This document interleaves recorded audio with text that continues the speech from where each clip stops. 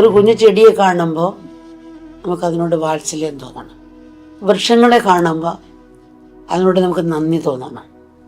പക്ഷിമൃഗാദികളെ കാണുമ്പോൾ സഹോദര്യഭാവം ഉണ്ടാവണം. എന്നാൽ ഇന്ന് വിദ്യ മിക്കവാറും ബുദ്ധിയുടെ തലത്തിൽ മാത്രമാണുള്ളത്.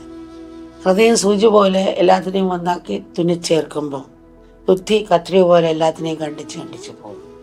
നൂറുകണക്കിന് പുഷ്പങ്ങൾ വിരിഞ്ഞു നിൽക്കുന്ന തോട്ടത്തിൽ പോലും പുഴുക്കുത്തുകൾ നോക്കാണ് പലർക്കും വാസന. ഏറ്റവും ലളിതമായതിനെ പോലും അവർ സങ്കീർണമാക്കുന്നു. ഇത് പറയുമ്പോൾ ഒരു സംഭവം ഓർക്കുകയാണ്.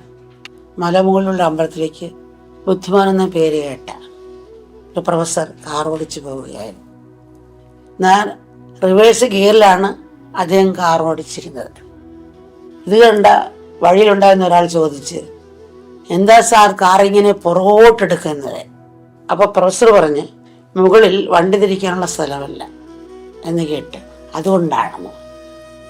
ബുദ്ധിമാനായ പ്രൊഫസർ വഴിമോക്കരോട് പറയുകയാണ്. ഇത് പറഞ്ഞ് പ്രൊഫസർ മുകളിലേക്ക് യാത്ര തുടങ്ങി.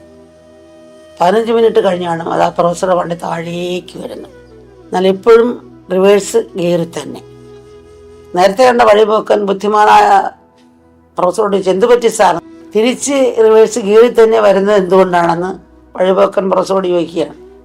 അപ്പോൾ പ്രൊഫസർ പറഞ്ഞു, അവിടെ ചെന്നപ്പോഴാണ് മനസ്സിലായത് തിരിക്കാനുള്ള സ്ഥലമുണ്ടെന്നും. അങ്ങനെ ആ സൗകര്യം ഞാൻ ഉപയോഗപ്പെടുത്തി. ഇതുപോലെയാണ് വലിയ ബുദ്ധിമാനെന്ന് അഭിമാനിക്കുന്ന പലരും. നമ്മുടെ ഉള്ളിലെ വിഡ്ഢിത്തം നമ്മൾ അറിയുന്നില്ല എന്നുള്ളതാണ്. തൊട്ടു മുന്നിലുള്ള നന്മാണം കഴിയാതെ ഭൂതകാലത്തിലെ തിന്മയെ നോക്കിയിരിക്കുകയാണ്. അവരുടെ മനസ്സ് കലുഷമാവുന്നു, മറ്റുള്ളവരുടെ മനസ്സും കലുഷമാക്കുന്നു. അതായത് നമ്മളൊരു കൊച്ചു വെട്ടിയിൽ വലിച്ചു കീറുന്ന സീറ്റ് ഊറ്റിയിട്ടാൽ അതൊരു ആഷ്ട്രയാകും. എന്നാൽ അതിൽ മോതിരങ്ങളും കമ്മലുകളും രത്നങ്ങളുമാണ് ഇടുന്നതെങ്കിൽ അതൊരു ആഭരണപ്പെട്ടിയാകും. അതിൽ നാണയങ്ങൾ സൂക്ഷിച്ചു വെച്ചാൽ അതൊരു പണപ്പെട്ടിയാകും. ഉള്ളിലുള്ളത് എന്താണ് അതിനെച്ചാണ് പെട്ടി അറിയപ്പെടുന്നത്. ഇതുപോലെയാണ് മനസ്സിൻ്റെ കാര്യം. നമ്മുടെ മനസ്സിൽ നല്ല ചിന്തകൾ, നല്ല ഭാവം നിറച്ചാൽ അത് ദിവ്യമായ ഒന്നായിത്തീരും. മറിച്ച് ദുഷിച്ച ചിന്തകളും ഭാവനകളുമാണ് മനസ്സിലുള്ളതെങ്കിൽ അത് ആസുരീയമാകും.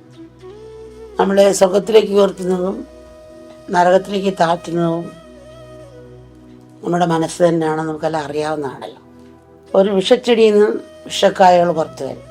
ഒരു ഔഷധച്ചെടിയിൽ നിന്ന് ഔഷധക്കായകളും ഉണ്ടാകും. മനസ്സിലെ ചിന്തകൾ ഏത് തരത്തിലുള്ളതായിരിക്കുമോ അതുപോലെ ആയിരിക്കും നമ്മുടെ കർമ്മങ്ങൾ.